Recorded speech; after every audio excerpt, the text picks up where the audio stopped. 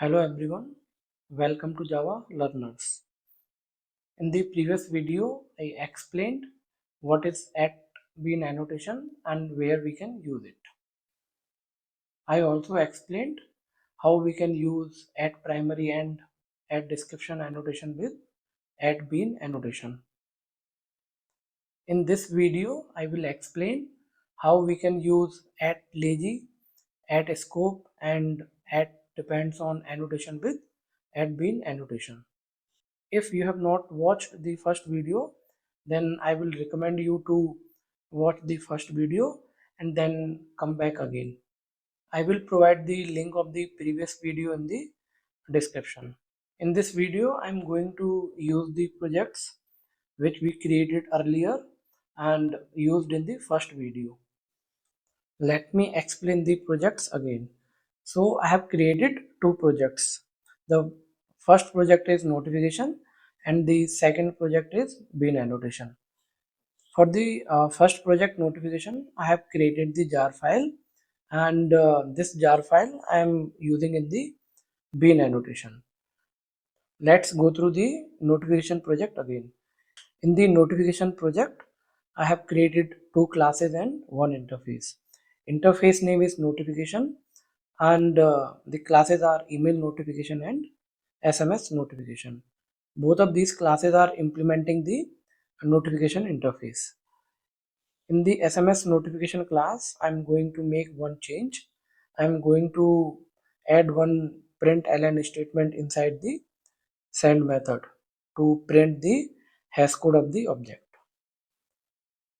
I have made changes in this notification project, so I have to build this project again. I am going to build the notification project. Build is successful. Now I am going to copy the jar file from the notification project, and the jar file is present inside the build folder, and inside the build folder we have libs folder, and in the libs folder we have this notification -1.0.jar file. So I'm going to copy it from here and I'm going to paste it in the bean annotation project. In the bean annotation project, I have created one folder named as libs, and in this folder I'm going to copy this jar file. Jar file is copied. Now I'm going to invalidate the cache of the IntelliJ so that it could pick the latest changes from the notification jar file. In the bean annotation project, let us go through the build on Gradle file again. Here I'm going to use Spring Boot version 3.4.3, and in the dependencies I'm going to use Spring Boot Starter Actuator, Spring Boot Starter Web and Spring Boot DevTools. I have copied one notification jar file in the libs folder. So here I have also specified that we are going to include the notification jar file in the project.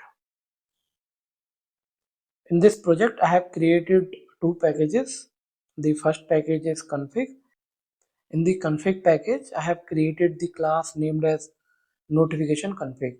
It's a configuration class, and inside this class, we are creating two beans of type email notification. Now what I'm going to do, now I'm going to use the SMS notification bean instead of the second bean. So I'm going to rename it to SMS,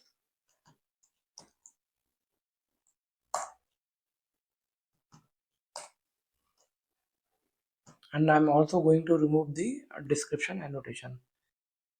Here I have specified the bean name for SMS notification bean, and the name of the bean is SMS.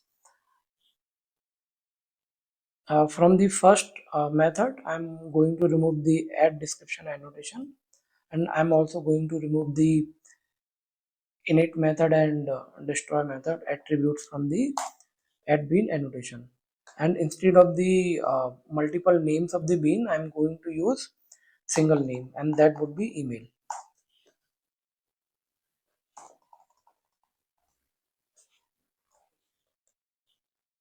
In the service package, we have one class named as notification sender. In the notification sender, we have the dependency of notification. So here the notification bean would be injected. In the notification config, we have declared email notification bean as a primary. So at the runtime, Spring IOC container will inject the bean of type email notification at line number 11. Let me run the application. Here we can see that beans for email notification and SMS notification are created, and a bean for notification sender is also created. It's a web application, so it is deployed on the Tomcat server on port 8080. In this project, I am using the Spring Boot actuator dependency. So using one endpoint from the actuator dependency, I am going to check what are the beans which are registered in the application context. And using this health endpoint, we can check whether our app is up or down. And using the beans endpoint, we can check what are the beans which are registered in the application context. I'm going to search for the beans which we have created. So here you can see that we have one bean for email notification, and the bean name is email, and its scope is singleton, and it is created from the notification configuration class.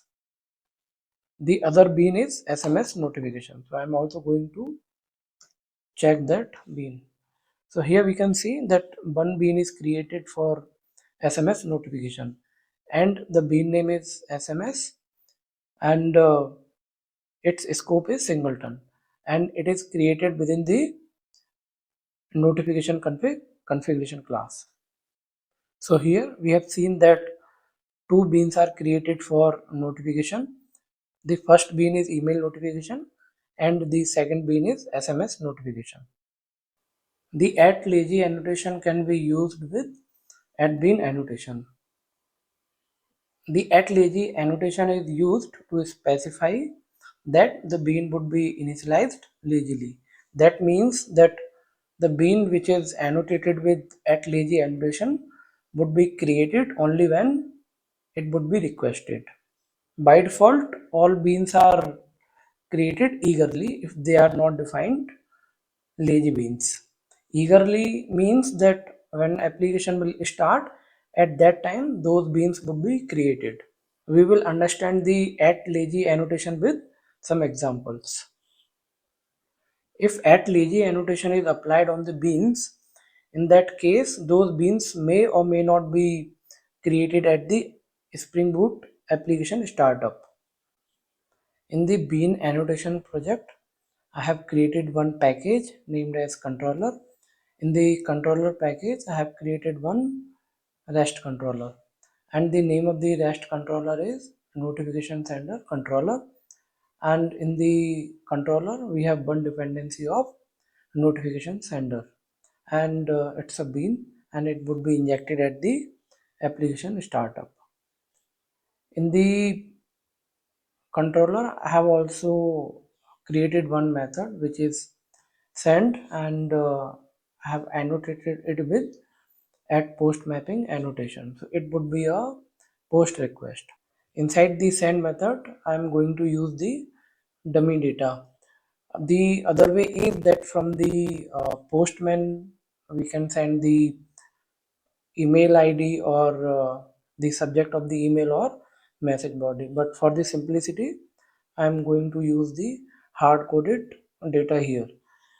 Here I have also created the object of atomic integer, and I'm going to use this integer value with email ID and with subject or message.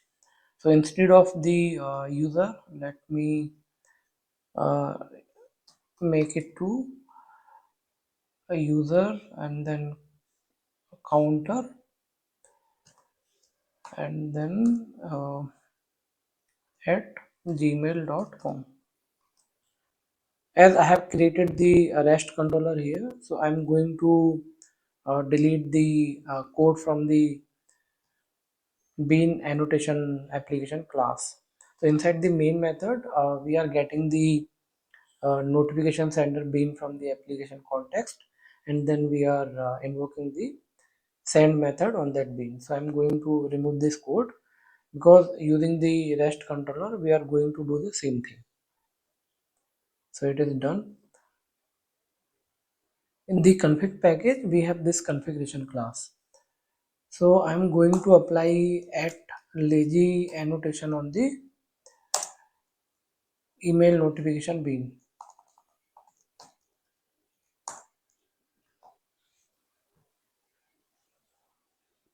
By applying the at lazy annotation on the email notification bean, we have specified that the email notification bean should be initialized lazily. So when the Spring application will start, then the email notification bean would be created only when it would be requested. If it is not requested in the application, then the email notification bean should not be created. In the notification sender class, I am going to remove the at autowired annotation from the notification dependency.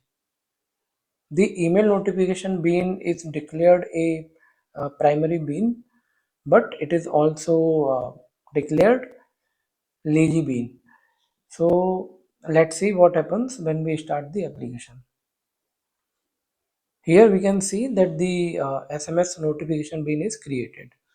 It's a web application, so it is deployed on the Tomcat at port 8080. So in the project, we have also used the actuator dependency.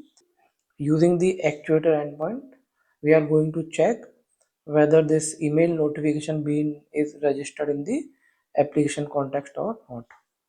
So this is the actuator endpoint, which will provide all the beans which are registered in the endpoint. So I'm going to refresh it. Now I'm going to search for email notification bean. So here you can see that email notification bean is not present in the application context. Now I'm going to search for SMS notification bean. So here you can see that SMS notification bean is registered in the application context. In the notification sender class, we have the dependency of notification. We have removed the at autowired annotation from the notification field. So I'm going to reapply the at autowired annotation on the notification field.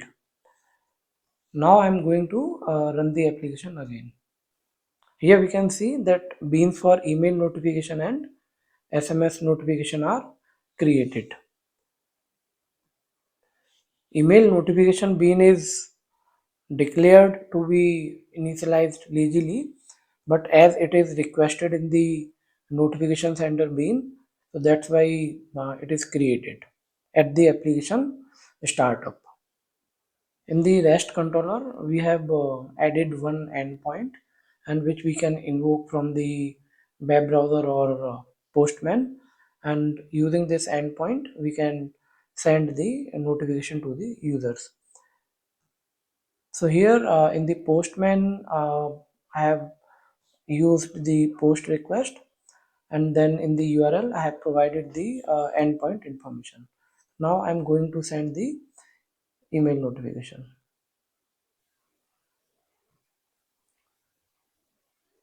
So let me check in the application logs. So here you can see that the send method of notification sender class is invoked, and the bean ID is 1696, and the email notification is sent. In the notification sender, the email notification bean is injected.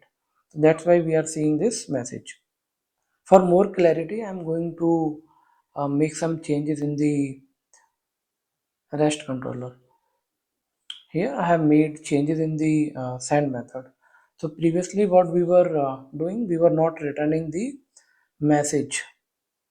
So now we are going to return the message to the user. if the notification is sent. So I'm going to restart the application. Using the postman, I'm going to send the notification again. So here we can see that the notification is sent to user 1. What if we have the requirement that the email notification bean should be created only when we are sending the notification for the first time to the user? So here what is happening inside the notification sender, whenever the bean for notification sender is created, at that time the bean for email notification is also created. Now what I'm going to do, now I'm going to make some changes in the notification center class to initialize the notification bean lazily. So here along with the at AutoWide annotation, I'm going to use the at lazy annotation. By applying the at lazy annotation on this field, we have specified that the bean for notification would be injected lazily. So whenever the bean for notification sender would be created, at that time the email notification bean would not be injected in the notification sender. So let me run it. So here you can see that SMS notification bean is created, but email notification bean is not created. I am going to verify the same thing from the actuator endpoint.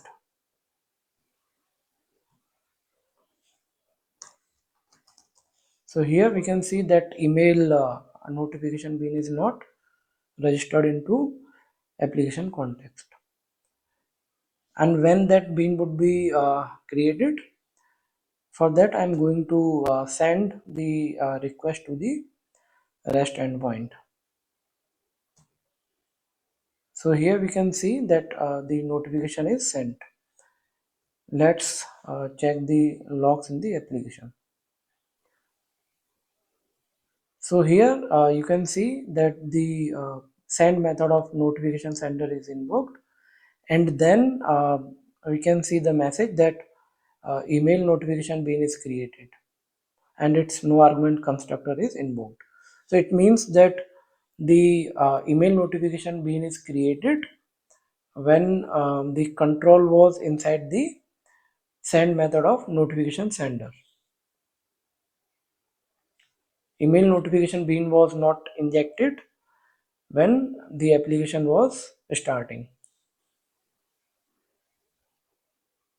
So here we are using at lazy annotation on the field, and in the notification config we are also using this at lazy annotation on the bean method. If we do not want to use at lazy annotation at two places for same bean injection, then there is one more approach which is called the object factory approach. So using the object factory, we can also get the beans lazily. In the notification center, I am going to create an instance of object factory, and the type would be a notification, which is an interface.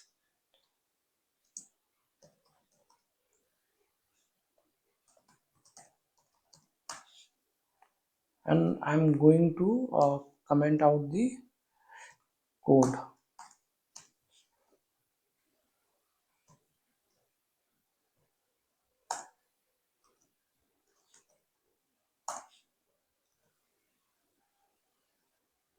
Inside the send method, we need to make the changes.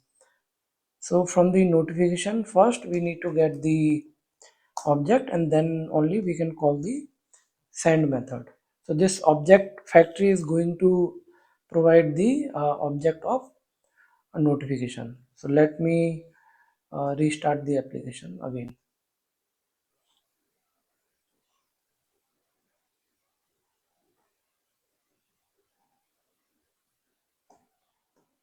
From the logs, we can see that the SMS notification bean is created, but email notification bean is not created. So I'm going to verify the same thing from the actuator endpoint.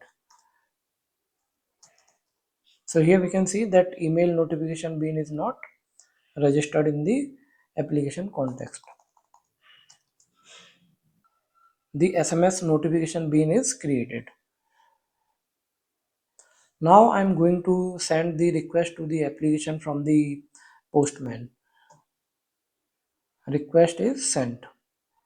Here I forgot to use .com, so you can make the changes in the REST controller where we are creating the email dynamically. Here in the application logs, we can see that the send method of notification sender is invoked. When this send method of notification sender is invoked, at that time the bean for email notification is created. And here we can also see the message which we have added in the send method of email notification. In the object factory, by default, the email notification bean is injected because the email notification bean is declared the primary using the at primary annotation. If I want to inject the SMS notification bean in the object factory, then using the at qualifier annotation, I can specify that. So in the qualifier, I'm going to provide the name of the SMS notification bean. Now I'm going to restart the app. Here we can see that SMS notification bean is created. Now from the postman, I am going to send the request. The notification is sent successfully. In the logs, we can see that SMS notification is sent. The at scope annotation can also be used with at bean annotation. The at scope annotation is used to define the scope of the bean. The scope of the bean could be singleton, request, session, prototype, application, and WebSocket. We are going to cover singleton and prototype scopes of the bean. In the notification config class, I'm going to make some changes. So I'm going to remove this at primary annotation and this at lazy annotation. And for email notification bean, I'm going to specify the scope, and the scope is prototype.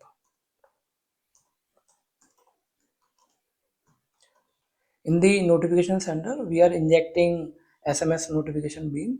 So I'm going to change it. So instead of SMS, we want to inject email notification bean. So I'm done with the changes. Now I'm going to run this application. Here we can see that SMS notification bean is created. From the postman, I'm going to send the request to this application to send the notification to the user. It is sent. Okay, so we can see the message that notification is sent. So here we can see that notification bean is created, and it is created when the send method of notification sender is created, and its ID is 438. Now I am going to again send the request to the application. So here we can see that email notification bean is created again, and its bean ID is 510. Previously its bean ID was 438.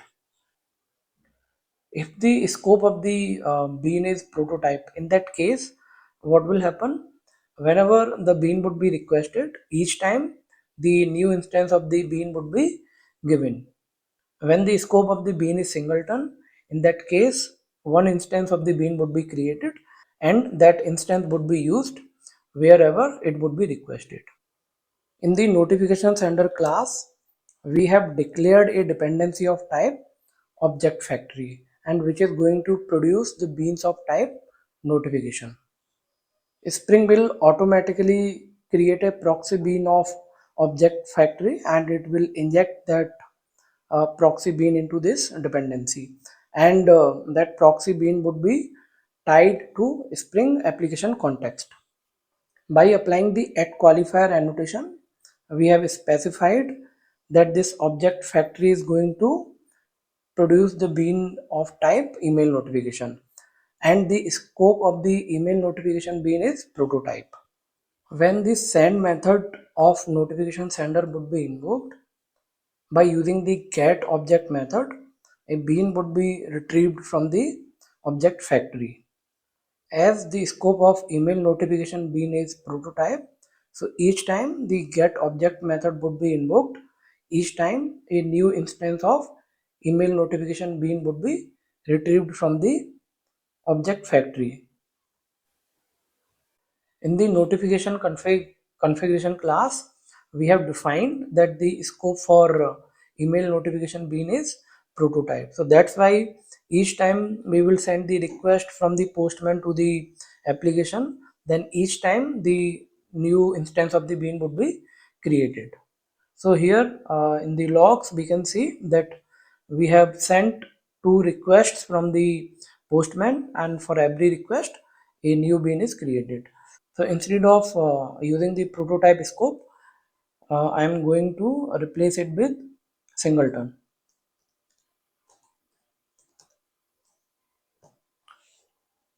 Let me restart the app again. So here we can see that beans for email notification and SMS notification are created. So let me send the request from the postman to the app.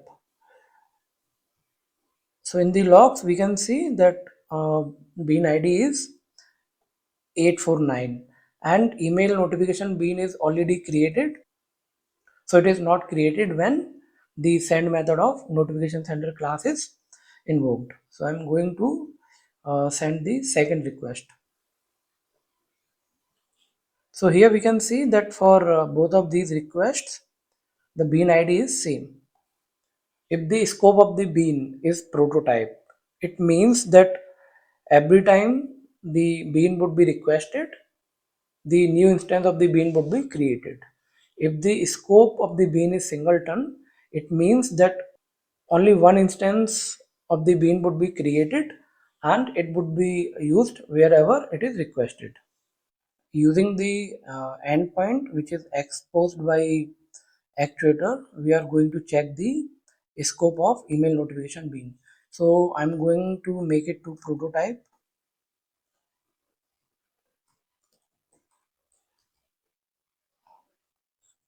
Let me restart the app. App is started, but here we can see that the instance for email notification bean is not created. So I'm going to send the request from the postman to the app. So here we can see that the instance for email notification bean is created. Now using the actuator endpoint, I'm going to check the scope of email notification bean, which is registered in the application context. So here we can see that the scope of the bean is prototype and class name is email notification. Let's check what is the scope for SMS notification bean. So here we can see that the scope of SMS notification bean is singleton. For SMS notification bean, we did not specify any scope, and by default in the Spring framework, the scope for the bean would be singleton. At depends on annotation can also be used with at bean annotation. The at depends on annotation is used to specify the beans which must be initialized before the bean which is annotated with at depends on annotation. If the beans which are specified in the at depends on annotation are not created, in that case the bean which is annotated with at depends on annotation would not be created and the Spring application will fail to start. The Spring application will start only when all the required beans are created successfully. Here in the notification center class, I am going to remove the lines which are unused, and I am also going to remove at service annotation from the notification center class. In the notification config class, I have created one method which is going to create the bean for notification sender. And this notification sender bean is injected in the controller.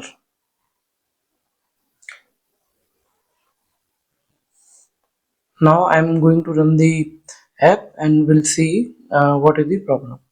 Here we can see that notification bean is created. So let me send the notification request from Postman to the app. So here we are getting 500 internal server error. And why we are getting this error? In the notification sender class, in order to send the notification to the user, we require bean of type notification. But in the notification config, we do not have the email notification being defined. In the notification config class, I have created the method which will create the email notification bean. So let me restart the app. So here we can see that beans for notification sender and email notification are created. So if I send the request from the Postman to the app, then the request is success. So here the status is 200. So it's working fine. Here we can use at depends on annotation on the notification sender bean to specify that before creating the bean for notification sender, email notification bean should be created, because inside the notification sender we are using notification bean, and if notification bean is not present, application will start, but we will get the error at the runtime because the bean would be required at the runtime. So using the depends on annotation, we can specify that before creating the bean for notification sender, email notification bean should be created.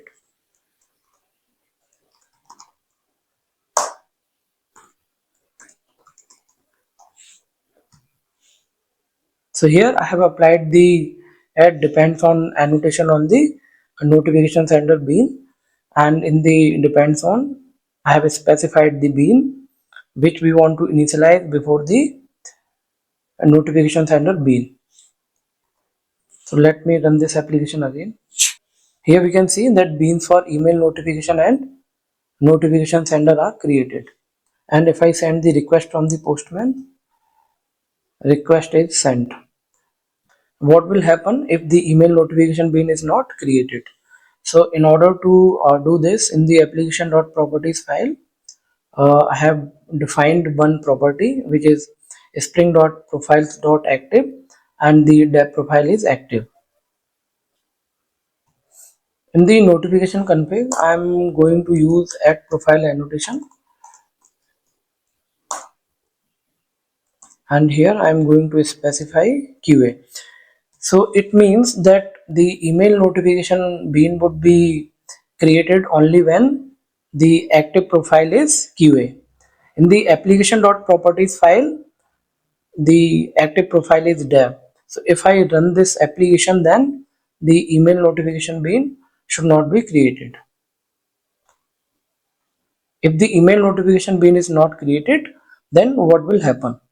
Here we can see that application failed to start, and this is happening because the bean for notification sender is not created, and this is not created because it depends on email notification. So in the notification config class, we have specified using the depends on that before creating the bean for notification sender, email notification bean should be created. But as we are using QA profile here to create the bean for email notification, and in the application.properties file, the profile is dev. So that's why this email notification bean is not created. The email notification bean would be created only when active profile is QA, but in the application.properties file, active profile is dev. In the notification config, if I replace this QA profile with dev profile, then we will see that application is running successfully. So here we can see that beans for email notification and notification sender are created. There are conditional annotations which can be used with @bean annotation. Like @conditional annotation can be used with @bean annotation. @conditional on class annotation can be used with @bean annotation. @conditional on property annotation can also be used with @bean annotation. I have created a separate playlist for conditional annotations where I have explained how the conditional annotations can be used with @bean annotation. That's it for this video. Please don't forget to like, share and subscribe. Thank you.